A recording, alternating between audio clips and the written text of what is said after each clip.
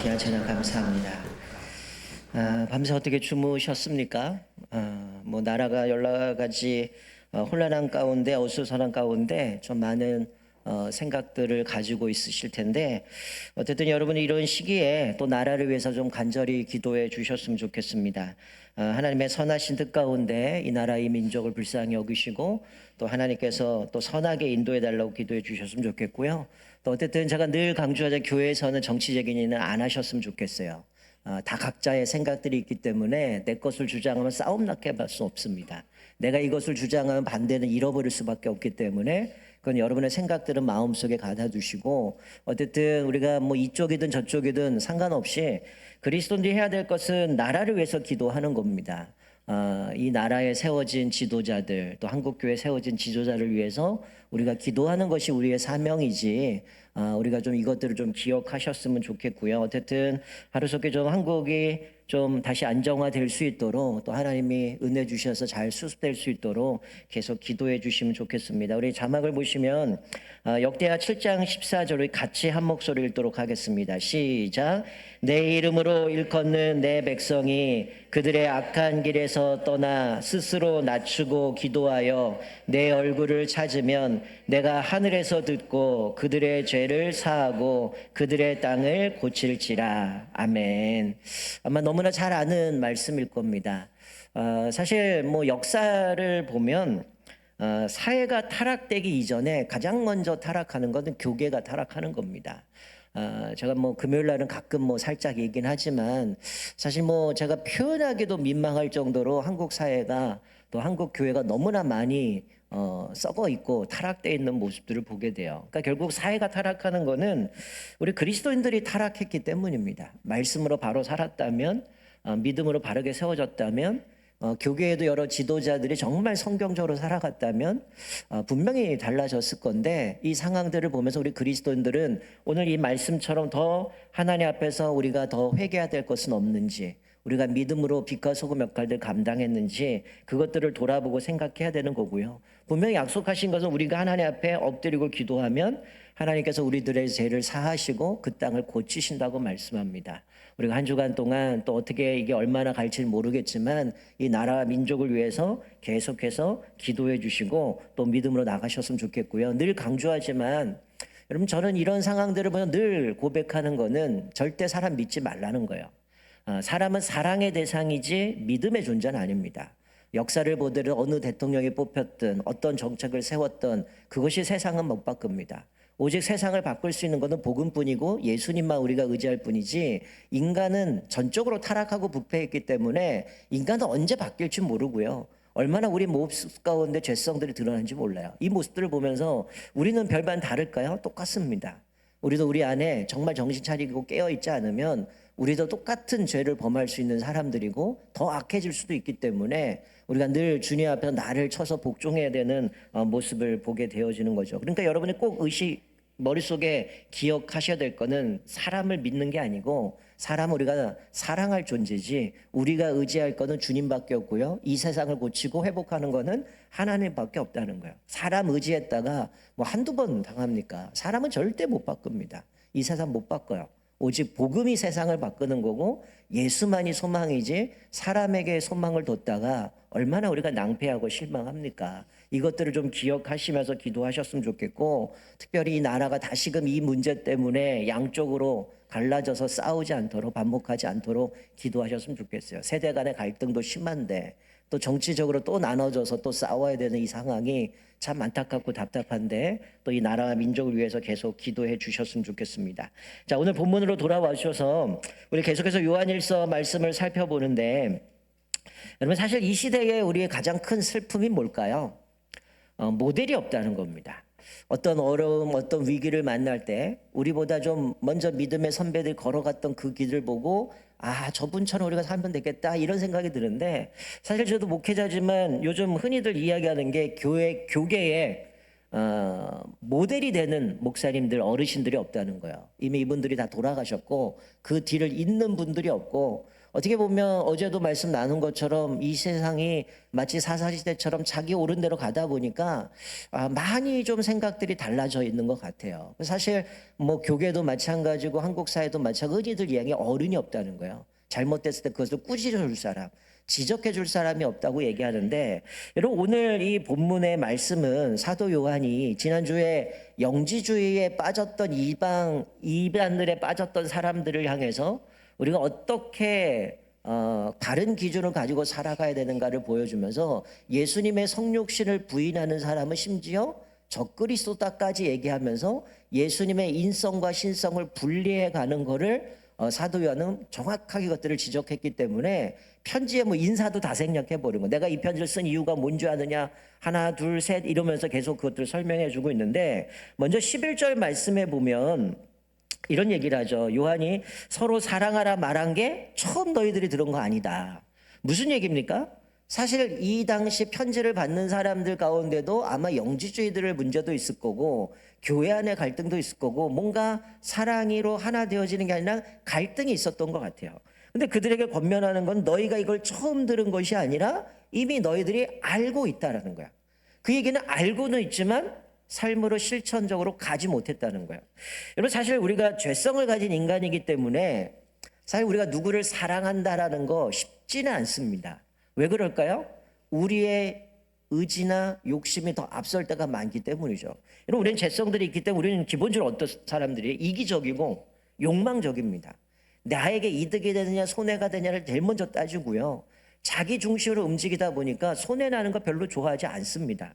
우리가 누군가를 사랑한다고 할 때는 사실은 뭐 일방적으로 그 사람이 나에게 어떻게 했을 수도 있지만 사실 많은 갈등이 있지만 그 속에서 내가 사랑한다고 할 때 한편으로는 내가 포기하고 내려놓아야 될 부분들이 있는데 우리는 그러지 못한다라는 거죠.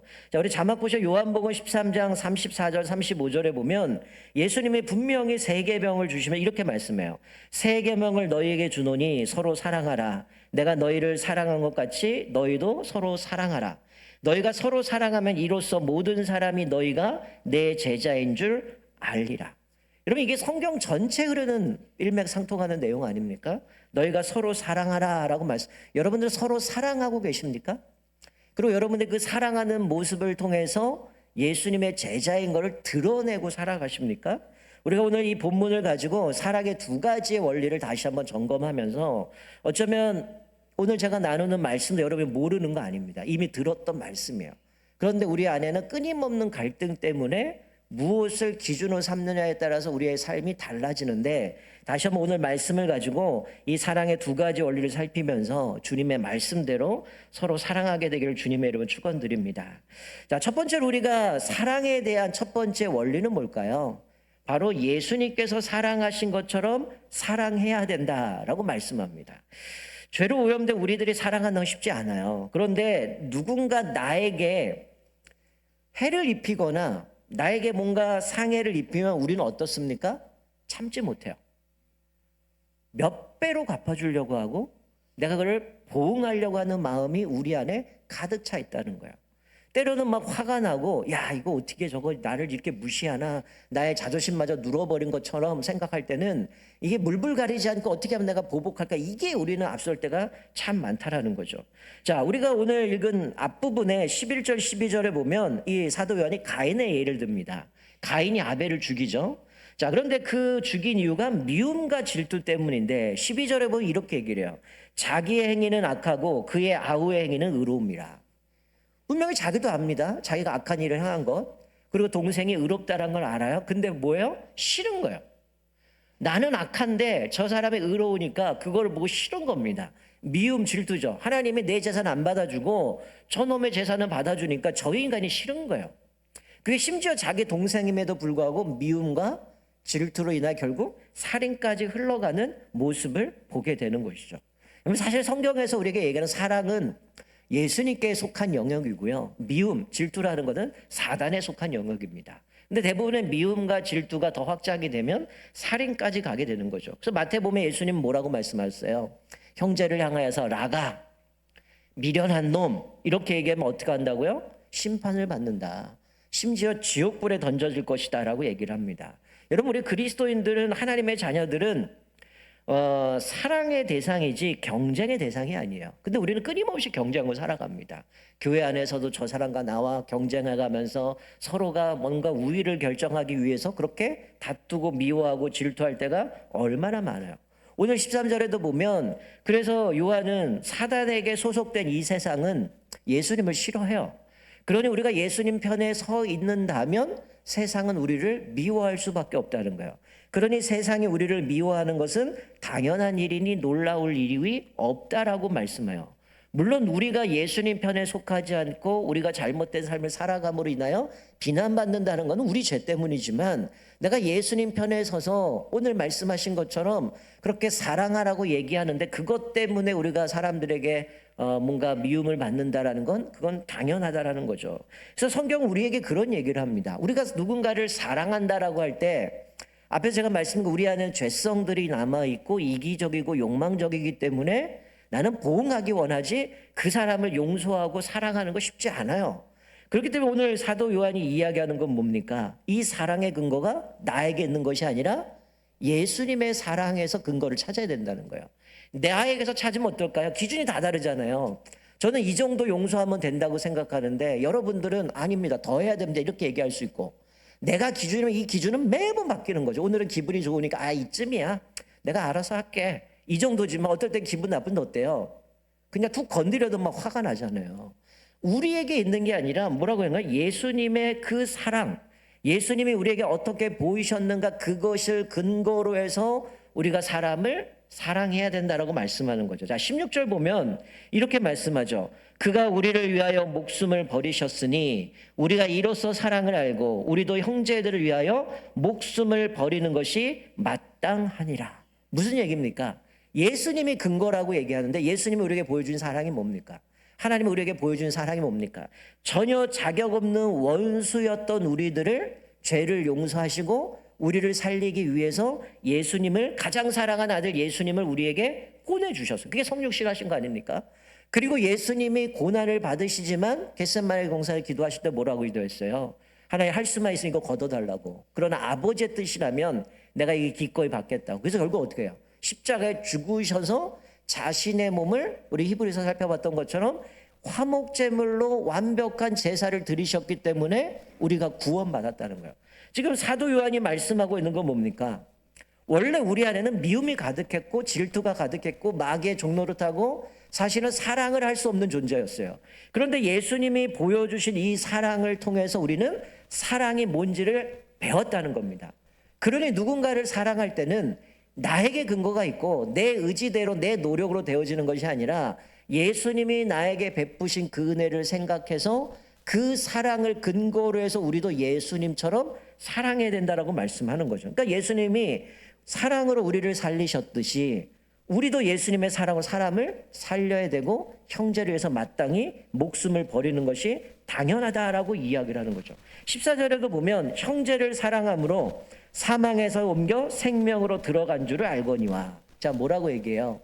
사도 바울이 고백했던 것처럼 허물과 죄로 죽었던 우리들을 예수님의 십자가의 죽으심으로 우리를 사망에서 생명으로 옮겼다라고 했는데 사도 요한은 뭐라고 고백해요?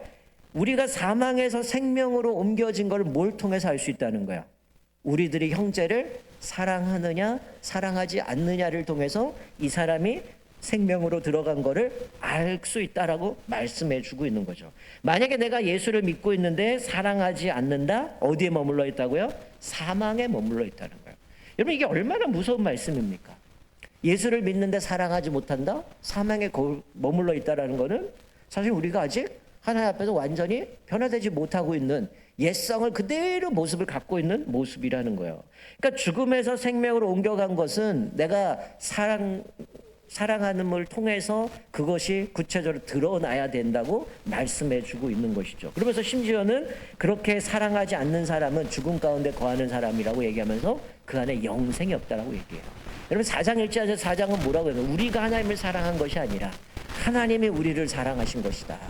그리고 우리가 보이지 않는 하나님을 섬기고 있는데 형제를 사랑하지 않는데 어떻게 보이지 않는 하나님을 사랑할 수 있느냐? 불가능하다라는 거죠. 그래서 사실 5월 달에도 말씀드리자 부모를 공경하는 거, 부모를 사랑한다는 거, 부모라는 단어가 보이지 않는 하나님을 대신하여라는 의미가 있다라는 것처럼 형제도 마찬가지죠. 내가 하나님 사랑한다고 하는데 형제를 사랑하지 않는다? 보이지 않는 하나님 사랑한다? 거짓말이라고 얘기하고 있는 거죠. 자, 우리가 이것을 통해서 깨달을 수 있는 건 뭡니까? 내 안에 사랑할 수 있는 근거와 기준이 있는 것이 아니라 예수님이 우리를 보여주신 그 근거를 가지고 사랑하라고 얘기를 해요. 그런데 우리는 어떻습니까? 겉으로 드러나지 않지만 우리 안에는 여전히 마음속에 형제에 대한 미움과 질투를 가지고, 심지어는 더 나아가 마치 마음속에 예수님은 너 마음에 미워하면 이미 살인했다라고 얘기하는 것처럼 우리 안에 분노를 가득해서 어떻게 하면 저 사람 괴롭힐까? 어떻게 하면 내가 보복할 수 있을까? 이것만 생각하고 있다는 거예요.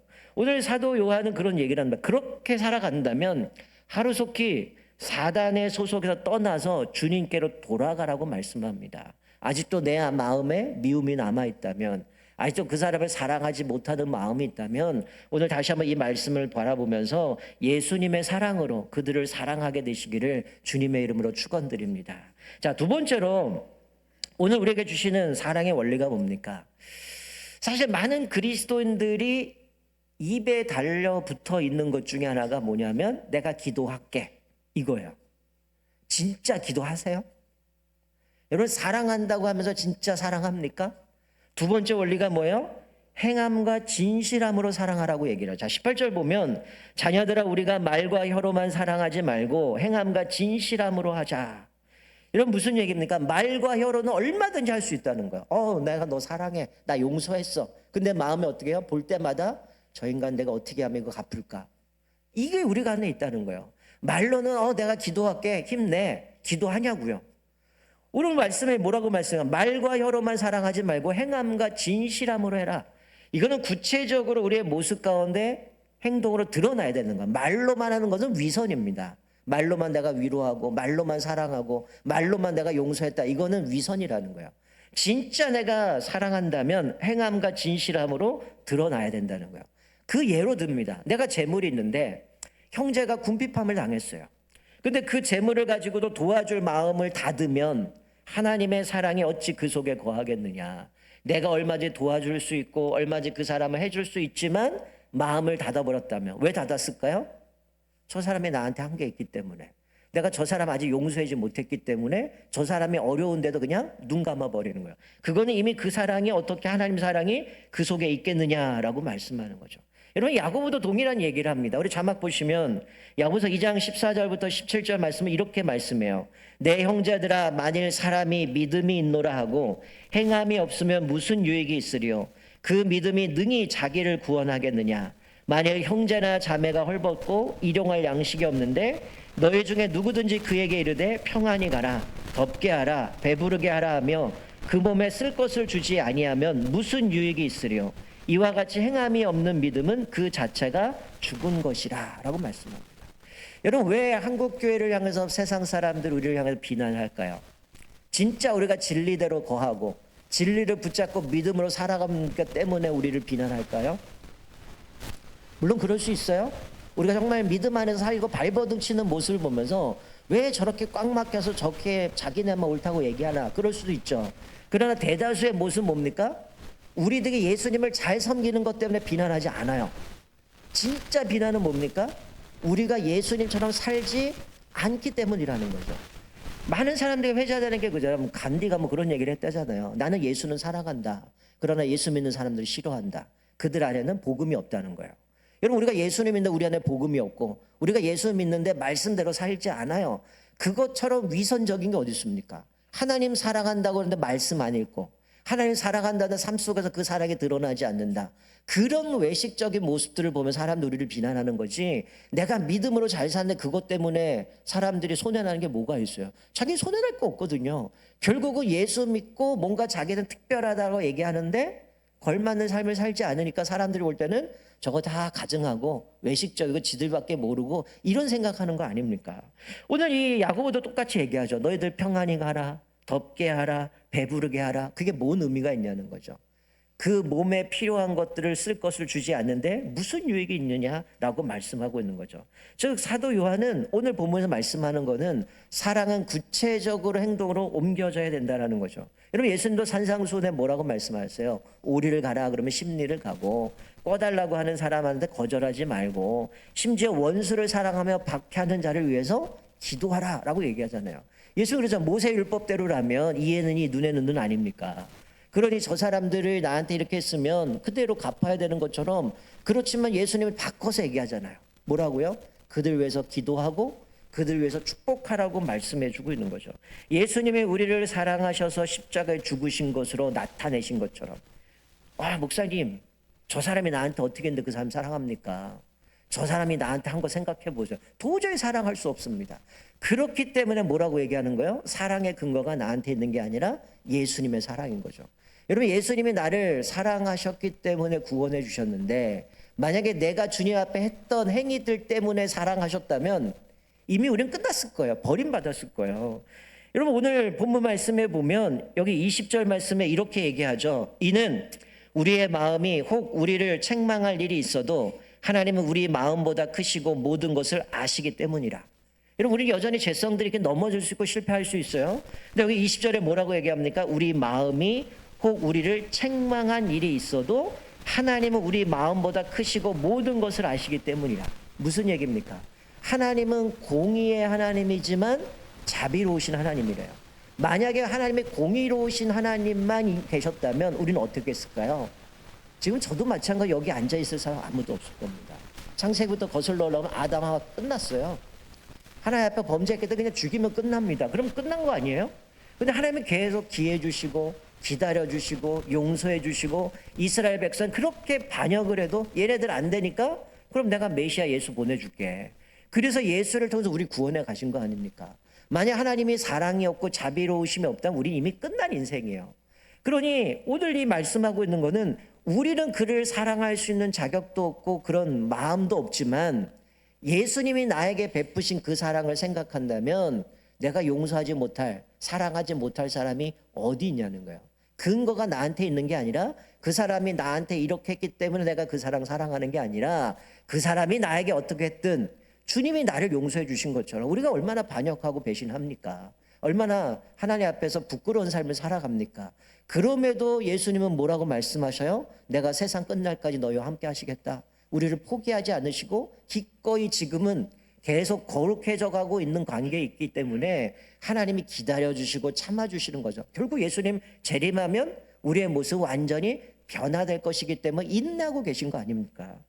우리가 아직도 내 마음 가운데 형제를 향해서 또 자매를 향해서 뭔가 어려움을 겪고 있는데 마음에만 머물러 있다면 우리가 그것이 실천적으로 삶 속에서 드러나야 됨을 말씀해 주고 있는 거죠. 자, 21절에 이렇게 우리가 믿음으로 살아가면 어떤 은혜를 주십니까? 21절 하나님 앞에 담대히 나갈 수 있다는 거예요. 우리가 늘 주님 앞에 부끄럽지만 주님은 자비로우신 분이고 우리의 마음보다 크신 분이기 때문에, 우리를 아시기 때문에 내가 주님 앞에 우리 지난주 살펴본 것처럼 우리 죄를 자백하면 주님은 기억하지 않으시고 용서해 주신다고 말씀하는데, 우리가 그렇게 살아갈 때 담대히 나아갈 수 있는 거고요. 또 22절 무엇이든지 구하는 바를 그에게 받나니, 주님 앞에 기도하는 것 하나님이 응답해 주신다는 것. 어떤 사람에게 23절 계명을 지키는 사람, 주님 앞에 기뻐하는 것을 행하는 사람인 거죠. 그 사람이 어떤 사람의 23절에 있는 것처럼 새 계명을 준 것처럼 우리에게 주신 계명대로 서로 사랑할 것이니라. 우리가 그 계명대로 서로 사랑할 때 하나님께서 우리의 기도에 응답해 주실 뿐만이 아니라 우리가 담대하게 주님 앞에 나아갈 수 있다는 거죠. 우리가 상식적으로만 생각해도 사람을 사랑하지 않는데 하나님이 우리를 기도에 응답하시겠어요? 내가 너 어떻게 사랑했는데 너 아직도 사랑 못하냐? 그런데 하나님이 응답해 주시겠어요? 만약에 우리 자녀가 2명 있는데 둘이 맨날 싸워요. 그런데도 맨날 나한테 와가지고 아빠 이것 좀 해주세요, 엄마 이것 좀 해주세요. 그러면 여러분 해줄까요? 야, 나한테 이거기 전에 좀 둘이 좀 화해 좀 하고 좀 서로 좀 인내하고 사랑 좀 해, 이러지 않겠어요? 마찬가지로 주님이 기뻐하신 일을 하지 않는데 우리를 하나님이 기꺼이 받아주시겠습니까?